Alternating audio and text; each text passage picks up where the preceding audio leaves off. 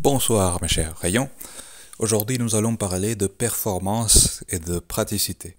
Ce sont deux notions qui sont liées entre elles, mais qui sont très différentes et qui impliquent un rapport différent au monde. Alors on va commencer par la performance. On parle de performance par exemple pour les sportifs, pour les athlètes.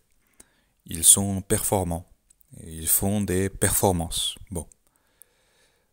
La performance, c'est quoi essentiellement?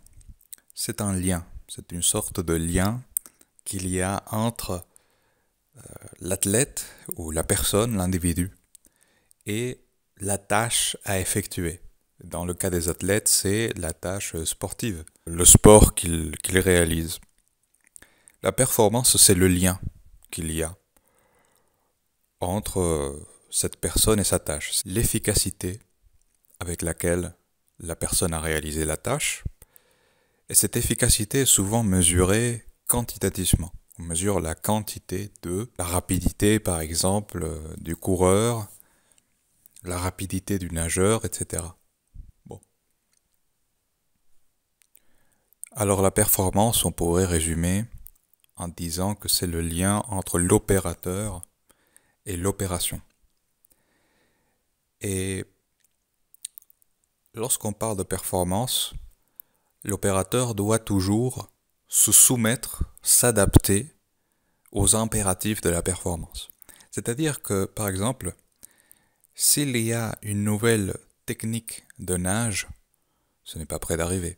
Mais si ça arrivait, s'il y avait une nouvelle technique de nage pour nager plus vite, tous les nageurs devraient s'adapter immédiatement à cette technique. Ils devraient apprendre cette technique, apprendre à l'exécuter de la façon la plus efficace, la plus performante possible. Ils devraient tous s'adapter. Ça, ce sont les exigences de la performance. Bon.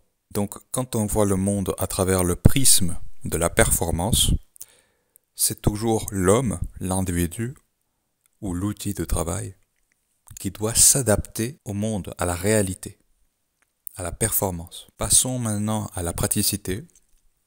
La praticité, c'est une autre sorte de lien.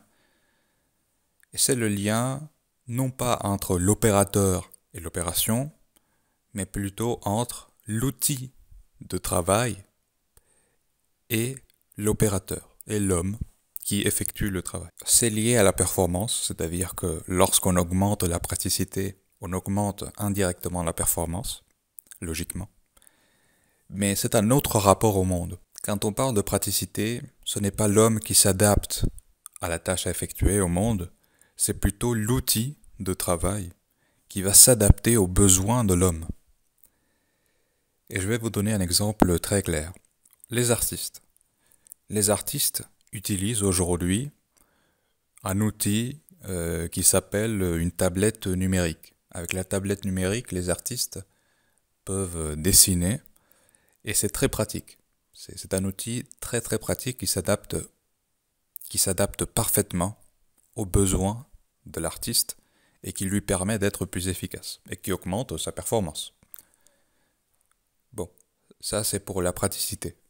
Mais il y a un autre outil qui permet de produire des œuvres d'art de façon extrêmement performante et ça c'est l'intelligence artificielle.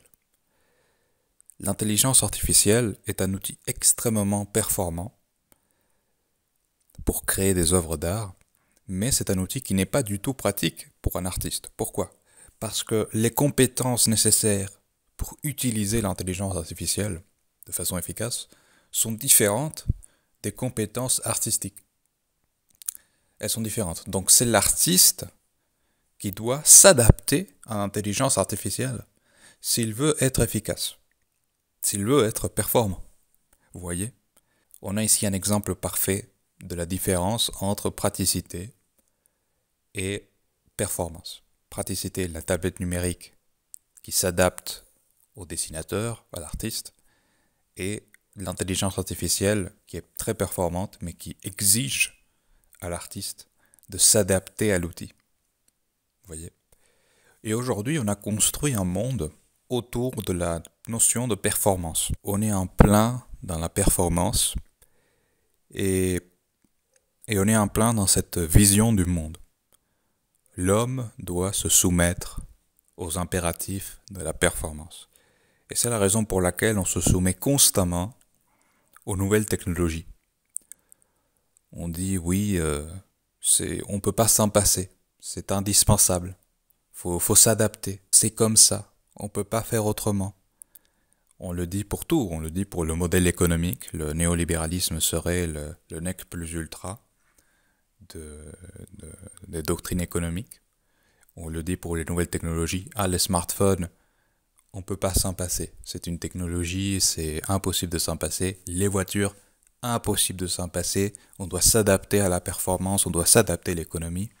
Et on est dans un monde, on a créé un monde, on a construit un monde où c'est l'homme qui se soumet à l'économie. Vous voyez? L'homme se soumet à l'économie. Qu'est-ce que ça provoque? Ça provoque des dépressions à l'appel, un niveau émotionnel qui s'est effondré. Je vais en parler dans une autre vidéo. Et ça donne une société profondément malheureuse. Malheureuse. Qu'est-ce qu'il faudrait faire? Qu'est-ce qu'il faudrait construire? Un monde économique centré autour de la praticité. C'est-à-dire un monde où c'est l'économie qui s'adapte à l'homme et non pas l'inverse. Mais pour faire cela, il va falloir changer radicalement la mentalité des gens. Parce qu'aujourd'hui, les gens, je parle des petites gens, du monsieur lambda, c'est une mentalité profondément soumise, profondément impuissante. C'est la nature qui me domine, c'est l'économie qui me domine. Je n'ai pas de pouvoir, je n'ai pas de mon mot à dire. Et ça, il faut le changer. Il faut le changer profondément. Il faut rappeler à l'homme que c'est l'homme qui règne sur la nature, c'est l'homme qui règne sur l'économie, c'est l'homme qui règne sur son travail, et pas l'inverse. Ce n'est pas le travail qui domine sur l'homme. Et voilà, c'est tout pour aujourd'hui. J'espère que vous avez apprécié cette petite réflexion. Et je vous dis à la prochaine, mes chers rayons.